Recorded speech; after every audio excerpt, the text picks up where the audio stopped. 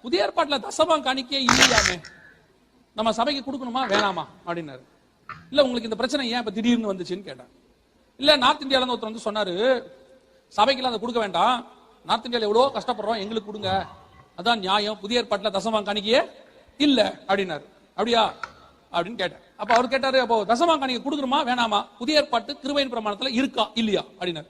நான் சொன்னேன் இல்ல, சபைக்கு என்ன கொடுக்க வேண்டாம், தசமம் காணிக்க கொடுங்கன்னு எங்கேயுமே போடல. உடனே அவருக்கு ரொம்ப சந்தோஷமாயிருச்சு. கொடுங்கன்னு சொன்னா துக்கப்படுறான், கொடுக்க வேணாம்னு சொன்னா என்ன ஆயிப்போச்சு, ரொம்ப சந்தோஷமாயிருச்சு. சந்தோஷமாயிட்டு அவர் சொன்னாரு, அப்ப இன்னிலிருந்து நான் என்ன செய்யறேன், பிரிச்சு 4 இடத்துக்கு அனுப்பிடுறேன் அப்படின்னாரு. நான் சொன்னேன், பாதி செய்தியோட போயிடாதீங்க, முழு செய்தி கேட்டுட்டு போங்க.